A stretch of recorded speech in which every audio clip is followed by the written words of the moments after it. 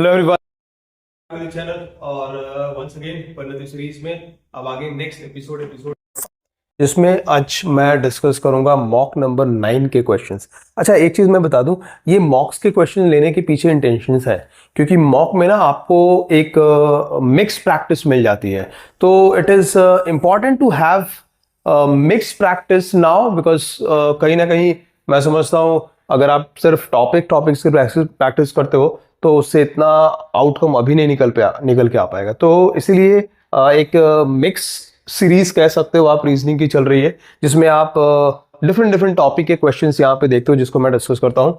तो आ जाओ आगे फटाफट से क्वेश्चन की अब डिस्कशन स्टार्ट करते हैं। प्रीवियस जो 4-5 जो एपिसोड्स गई हैं उनको भी ज़रूर ध्यान से देख लेना क्योंकि वहाँ पे मैं समझता हूँ अगेन आपको और ठीक ठाक से क्वेश्चंस और इन्फॉर्मेशंस अप्रोच क्वेश्चंस को सॉल्व करने के वो मिल जाएंगे। चलो स्टार्ट करते हैं। यहाँ पे क्वेश्चन की बात करूं, so the very first question is basically from direction. अच्छा, ये जो क्वेश्चन है ना, ये एक कह सकते हो जो डिफरेंट टाइप है जिसमें normally we use to pick a point और उसके रिस्पेक्ट में फिर दूसरे पॉइंट को लेते हैं।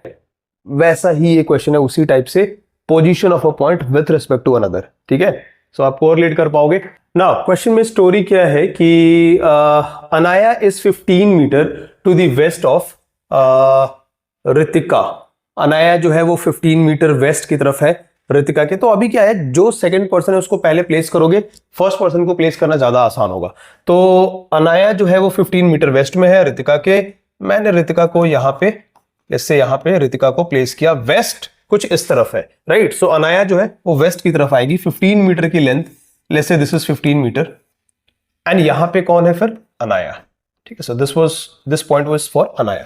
आगे कहा Ritika is 20 metre to the north of Genelia. अच्छा, रितिका जो है वो 20 मीटर नॉर्थ की तरफ है। कहां से, जेनेलिया से। रितिका ऑलरेडी यहां पे है तो अब आपको जेनेलिया को नीचे लेना होगा सो दैट रितिका आपको नॉर्थ की तरफ अपवर्ड डायरेक्शन मिले। 20 मीटर की लेंथ कही थी, ऑब्वियसली 15 मीटर से बड़ी होगी वो लेंथ। यहां पे ये पॉइंट लेट्स से जेनेलिया के लिए जी 20 मीटर नॉर्थ रितिका है। Genelia is 12 metre to the east of Diksha. Genelia जो है वो ईस्ट की तरफ है दीक्षा से और लेंथ क्या है यहाँ पे 12 मीटर। अब ये देखो, ये 15 मीटर की लेंथ थी और जेनेलिया जो है वो ईस्ट की तरफ है। किससे, दीक्षा से। दीक्षा जरूर इधर इसके आसपास, आपको लेंथ का बहुत ध्यान रखना पड़ेगा। ये 12 मीटर की लेंथ आपकी बनेगी, ऑब्वियसली ये 15 से छोटी होनी चाहिए। यहां कौन है, दीक्षा। आगे इसके बाद Faiza is 16 metre north of Diksha. तो फैजा जो है वो 16 मीटर नॉर्थ की तरफ है, ऊपर से कहां से, दीक्षा से। तो अपवर्ड डायरेक्शन में लेके जाना होगा और लेंथ क्या है, वंस अगेन देखो 16 मीटर की। तो अब ये 20 मीटर की लेंथ है, 16 मीटर की length will be somewhere around here.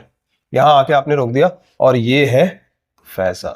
ठीक है, so this is your diagram. अगर मैं क्वेश्चन की बात करूं तो क्वेश्चन के लिए डायग्राम ये है। अब यहाँ पे कुछ डिटेल्स कंडीशंस आई हैं। क्या है वो कंडीशन और क्या कहते हैं इस कंडीशन के अंदर, आ जाओ देखते हैं। तो कंडीशन में उन्होंने कहा if Anaya has to meet Faiza. अब अनाया को अगर यहां फैजा के पास जाना है तो कहा शॉर्टेस्ट डिस्टेंस। अच्छा, अब ये क्या है, शॉर्टेस्ट डिस्टेंस के थ्रू अगर जाना है then has to meet Genelia. अच्छा, आगे की कंडीशन, तो कहने का मतलब ये यहां तो शॉर्टेस्ट डिस्टेंस के थ्रू ये ट्रायंगल यूज करके आंसर फाइंड करना होगा।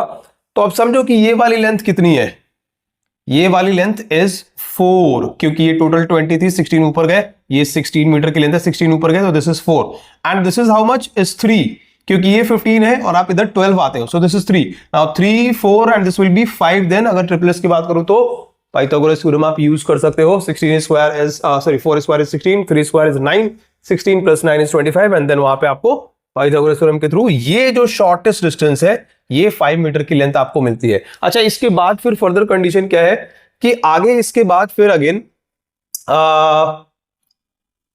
मीट जेनेलिया। अब इसको क्या है कि जेनेलिया को मिलना है फ्रॉम फैजान पॉइंट्स। अब अनाया को यहां तक तो आ गई फैजान के पॉइंट से 5 मीटर ट्रैवल करके, लेकिन इसको फर्दर आगे कहां जाना है, जेनेलिया के पास, और अगेन शॉर्टेस्ट डिस्टेंस के थ्रू ही जाना है। तो मतलब ये है कि वापस से आपको इसके लिए जो लेंथ है वो फाइंड करनी होगी एंड दिस इज व्हाट 256। अगर पाइथागोरस थ्योरम यहां यूज करो 16 स्क्वायर प्लस 12, अगर ये वाली लेंथ हमें फाइंड करनी है, प्लस 12 स्क्वायर मींस 144। रूट में ये वैल्यू है तो अगर x मान ले, ये वाली लेंथ अगर x है तो सो दिस इज व्हाट 400 और अगर आप रूट में ये वैल्यू रखते हो तो ये क्या मिल जाता है 20। सो यू सी अब आपको टोटल अगर मैं अनाया के पॉइंट ऑफ व्यू से देखूं, यहां से यहां तक आई 5 मीटर, फिर यहां से यहां तक गई जेनेलिया से मिलने 20 मीटर, मतलब टोटल उसने कितने ट्रैवलिंग कर ली 25 मीटर की। And that will be the answer. Option number A इस क्वेश्चन का करेक्ट आंसर होता है। तो ये क्वेश्चन जरूर आपको ऐसा लगेगा कि टाइम कंज्यूम कर रहा है, बट इतना टाइम कंज्यूमिंग भी नहीं है, इजी टू गो है अगर आप पेपर में बैठ के करते हो तो। और स्कोरिंग है, ऑब्वियसली डायरेक्शन है तो स्कोरिंग है। Let's move to the next question. अगले क्वेश्चन की तरफ जरा चलते हैं,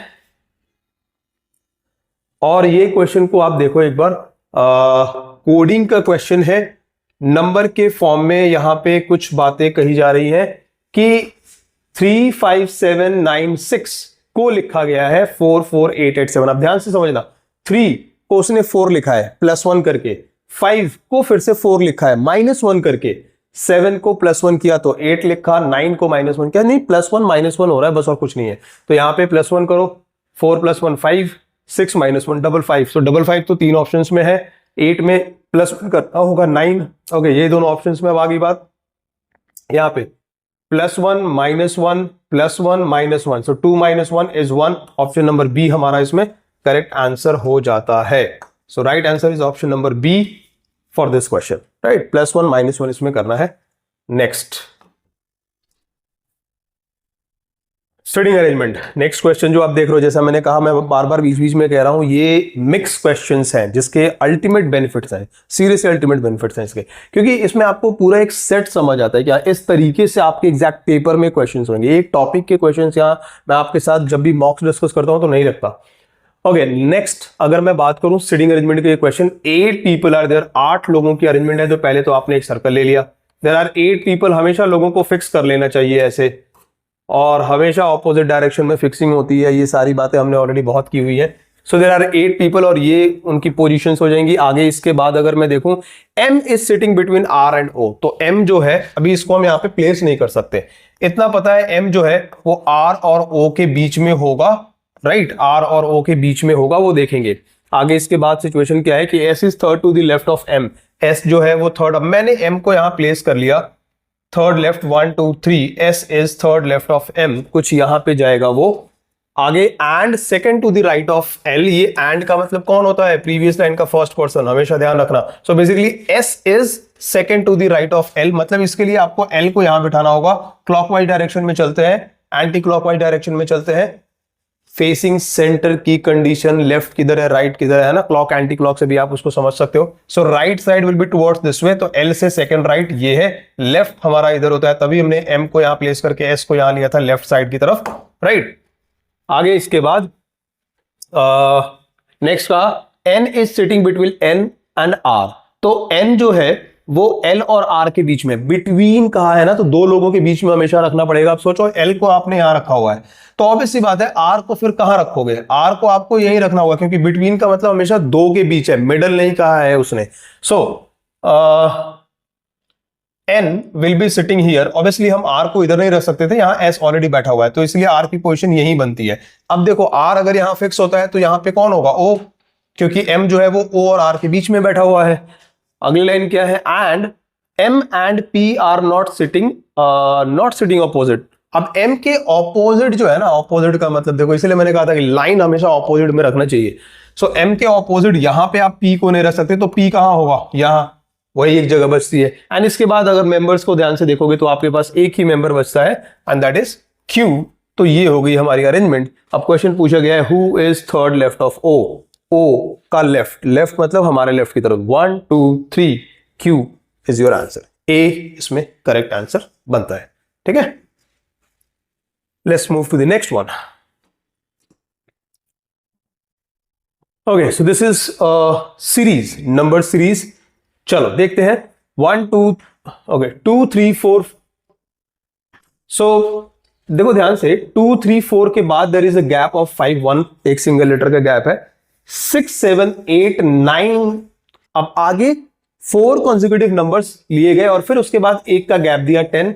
इसका मतलब क्या है, आगे 5 कॉन्जिक्यूटिव नंबर्स होंगे फॉर श्योर। सो 3 4 14 15 तक आ गए आप। देखो यहां पे एक गैप मिल गया 16 का। अब इसका मतलब ये है कि नेक्स्ट गैप जो है वो 6 के बाद होगा। सो 1 2 3 4 5 6, हमें गैप देने की जरूरत नहीं है यहाँ पे। राइट आंसर फिर 22 कंटिन्यूटी रहेगी, 22 will be the correct answer. Option number A यहाँ पे करेक्ट आंसर बन जाएगा। चलो आगे चलते हैं।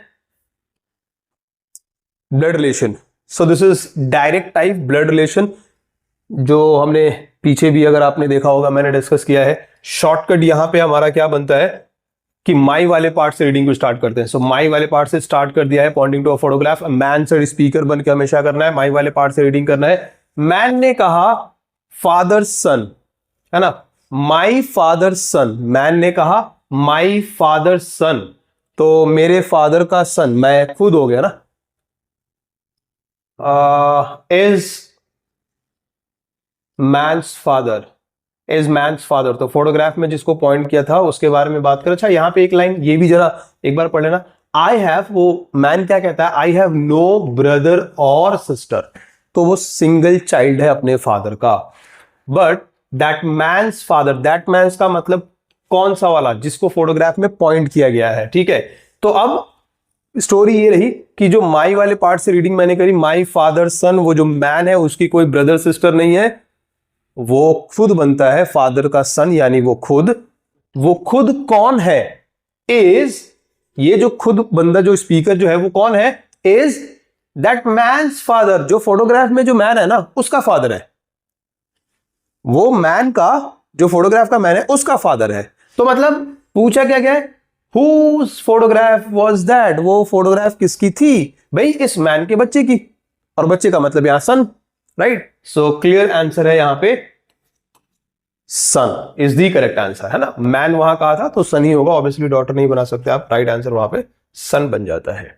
आगे चलते हैं नेक्स्ट, स्लॉग। स्लॉग से क्वेश्चंस होते हैं सीयूटी के पेपर में। डायग्राम लेना होगा सबसे पहले, आ जाओ डायग्राम पे चलते हैं स्टेटमेंट के लिए। No water are airs, so no waters is are, उसको छोड़ते हैं फिलहाल। डायग्राम कुछ ऐसा है, all airs are gases, all airs are gases, fine, then some masses are gases, fine। so ये होगी इस स्टेटमेंट के लिए डायग्राम। कंक्लूजन पे चलते हैं। some waters are not gases, water और गैस का रिलेशन क्लियर नहीं है, that is why doubtful case and wrong, doubtful हमेशा रॉन्ग होती है। Some gases are not water, some gases are not water। See, gas का वाटर के साथ रिलेशन नहीं है, लेकिन गैस के अंदर ये जो एयर है ना इसका वाटर के साथ रिलेशन है। एंड फॉर श्योर ये जो एयर है ये गैस का थोड़ा पोर्शन है, विच मीन्स एक कनेक्शन यहां पे मिलता है, एंड दैट इज राइट। क्या कि ये वाला जो गैस का पोर्शन है will never be water, at least ये, और ये पूरे गैस का कितना पोर्शन है, एक छोटा सा। सो some gases are not water, ये कंक्लूजन आपका करेक्ट हो जाएगा, ठीक है। आगे इसके बाद नेक्स्ट थर्ड कंक्लूजन में कहा some gases are air, some gases are air. देखो अगर ये गैस है और इसके अंदर एयर है तो ऑब्वियसली गैस के कुछ पोर्शन को एयर ने कवर किया हुआ है। So some gases are air is absolutely correct. Fourth में कहा सम एयर्स आर गैसेज, कुछ एयर गैस है। जब कंप्लीट एयर गैस है तो थोड़ा पोर्शन अब एयर का ये वाला पोर्शन भी तो गैस में है ही, ये वाला पोर्शन अगेन गैस में तो मिलेगा ही। सो हमने पहले भी इस तरीके के क्वेश्चन डिस्कस करी हैं प्रीवियस सीरीज के अंदर। So yes, fourth one is absolutely right. Second, third and fourth correct answer बनता है option number A is absolutely right, ठीक है। इस टाइप के क्वेश्चंस हमने ऑलरेडी बहुत कर ली हर सीरीज में। I guess you will find some questions from slog. Next question, so once again next question is from direction. और देखो फिर से अगर मैं ये सेट की बात करूं तो इसमें फिर से इसी तरीके के एक और क्वेश्चन को रखा गया जिसमें एक पॉइंट के रिस्पेक्ट में दूसरे पॉइंट की डिटेलिंग दी जाती है। इसमें दो बातों का ध्यान रखना है, किस पॉइंट को किधर प्लेस करना है, और दूसरी वो लेंथ वाली चीज बहुत इंपॉर्टेंट होती है। तो चलो आ जाओ डायग्राम पहले ड्रॉ करते हैं इस क्वेश्चन के लिए। कहा point M is, just a second, तो कहा point M is 5 metres towards north of point L। तो M जो है L से नॉर्थ की तरफ है, L को पहले प्लेस किया, सेकंड पॉइंट को पहले हमेशा प्लेस कर लेना चाहिए। थोड़ा ऊपर लेते हैं, पता नहीं फिगर किधर जाए तो इसलिए यहां ले लेते हैं। चलो, सो दिस इज L और यहां से नॉर्थ अपवर्ड डायरेक्शन में है। लेंथ है 5 मीटर, ज्यादा बड़ी हो गई और छोटी कर लेते हैं length. So this is 5 metre. This is completely up to you by the way. अभी यहाँ ऊपर नीचे ना हो जाए इसलिए मैंने उसको छोटा किया था, आप चाहो तो बड़ा रख सकते हो। हाँ, दूसरे पॉइंट्स और दूसरे लेंथ का फिर रेस्पेक्टिवली आपको लेंथ ध्यान में रखना पड़ेगा। So point P is 10 metre towards east of M। तो M से ईस्ट की तरफ जाना है, east will be toward this way. P जो है वो ईस्ट की तरफ है, इस पॉइंट से, पॉइंट एम से, यहां से ईस्ट इधर है, और लेंथ क्या है 10 मीटर की, तो 10 मीटर की लेंथ ऑब्वियसली 5 से डबल होनी चाहिए, लगभग मैंने मान ली ये है। एंड यहाँ पे कौन सा पॉइंट हमें मिल जाता है, पॉइंट पी, ईस्ट की तरफ एम से। आगे point N is 6 metre east of L, तो एन जो है वो 6 मीटर ईस्ट में है एल से, यहां से 6 मीटर ईस्ट, तो ये लगभग यहां आ गया, और ये कौन सा पॉइंट है आपका एन, यहां आ गए। नेक्स्ट इसके बाद point O is 11 metre towards west of point N, point N से यहां से west will be towards this way. अच्छा, ये वाली लेंथ कितनी थी 6, तो अब ये देखो यहाँ पे 11 मीटर की लेंथ है ना, तो अब यहां से अगर आप इधर आओगे तो पहले तो 6 आओगे, और फिर यहां से और कितना आओगे 5, तो ये टोटल जो लेंथ है वो 11 मीटर की हो जाएगी, मतलब एन से ओ तक की जो लेंथ है वो 11 मीटर की हो जाएगी। ठीक है, अब क्वेश्चन में क्या स्टोरी है, बेसिकली आपने इस मेन क्वेश्चन के लिए डायग्राम बना लिया, तो अब यहां पे नेक्स्ट क्वेश्चन में स्टोरी क्या है, तो यहां पे स्टोरी है कि if a person walks 5 metre towards south from point P, तो पॉइंट पी से आपको साउथ की तरफ जाना है, ऐसा इसने कहा था। सो पी इज हियर, यहां से साउथ 5 मीटर चलोगे तो बिल्कुल इस पॉइंट के पैरेलल आप एन के सामने आ जाओगे, यहां आ गए आप। इसके बाद from point P and then after taking right turn which of the following points would he reach at first, तो यहां से अगर मैं राइट टर्न लू, see the person is facing south, अगर साउथ की तरफ कोई देख रहा होता है, राइट टर्न लेने के लिए हमें लेफ्ट की तरफ जाना पड़ता है। सो राइट मतलब हमारे लेफ्ट, इधर आओ, और यहां से जैसे आप टर्न लेके बढ़ोगे तो सबसे पहले कौन सा पॉइंट मिलता है, एस पॉइंट एन, वही आपका करेक्ट आंसर होगा, option number C is your right answer. ठीक है, सो ये जब इस तरीके से क्वेश्चंस होते हैं ना, इसमें एक पॉइंट के रिस्पेक्ट में दूसरे पॉइंट का हमेशा ध्यान रखना है आपको।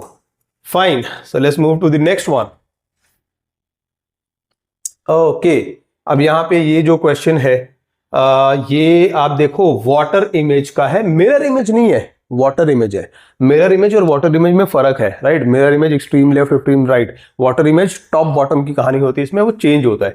जो बेसिकली अगर कुछ ऐसे है ना, तो वाटर इमेज में कुछ ये ऐसे दिखेगा, मतलब अगर ए आपका यहाँ पे ए अगर ऐसा है तो ये ए ऐसे दिखेगा, है ना। अब इसमें ये नहीं होता जो एक्सट्रीम लेफ्ट में है वो आपके एक्सट्रीम राइट में होगा, वो आपके हमने क्लास में ये सारी चीजें की हैं, वाटर इमेज में नहीं, वो मिरर इमेज में होता है। ठीक है, तो अब इसमें क्या होगा, सारे लेटर्स एज इट इज होंगे, बस टॉप बॉटम और बॉटम टॉप होगा। तो इतना तो तय है, जो यू ये ऐसा ऊपर की तरफ दिख रहा है, अगर किसी को याद नहीं भी है ना तो भी आराम से कर सकते हैं, मतलब हर लेटर की जो इमेज दी गई है वो आपको अगर याद है वेल एंड गुड, मैंने पहले भी बात करा है इस पे, याद है वेल एंड गुड, नहीं याद है तो भी आप बना पाओगे। ये यू जो ऐसा है ना वो ऐसा होना चाहिए, जो यू ऐसा है, जैसे वहां पे ये यू जो है, अगर मिरर इमेज वाटर इमेज अगर बनाओगे तो ये यू ऐसा होगा, ये क्यू जो है यू, और ये इधर की तरफ निकलेगा, ये जो लाइन इधर है ये लाइन उधर की तरफ निकलेगी। ए जो ऐसे डाउनवर्ड में है ऐसे ऊपर जाके यू हो जाएगा। तो अगर मैं ऑप्शंस को एक बार चेक करूं, so you should be downward direction, तो हमारे पास 1 2 ये 3 ये एलिमिनेट हो जाता है। ए के बेसिस पे कितने एलिमिनेट्स हो रहे हैं, एक ये भी एलिमिनेट हो गया ए के बेसिस पे। क्यू के बेसिस पे ओके, क्यू के बेसिस पे अभी इन दोनों में से कोई भी एलिमिनेट नहीं होगा, ए आर ई, ई में डिफरेंसेस हैं, ई विल बी दिस ओनली, ये ई नहीं होगा, ये फिर अगेन लेफ्ट राइट की तरफ हो रहा है, यानी ये वाटर इमेज का नहीं मिरर इमेज की कहानी है, यानी ऑप्शन नंबर 4 आपका राइट आंसर हो जाएगा, D will be the correct answer, ये एलिमिनेट होगा ई की वजह से। ठीक है, तो ये है यहाँ पे 4th इसका राइट आंसर। आगे चलते हैं, ठीक है, okay. So basically this was it in this session. Next episode में कुछ आगे नेक्स्ट मॉक के क्वेश्चंस या फिर रैंडम क्वेश्चंस के साथ बात करेंगे। Take care.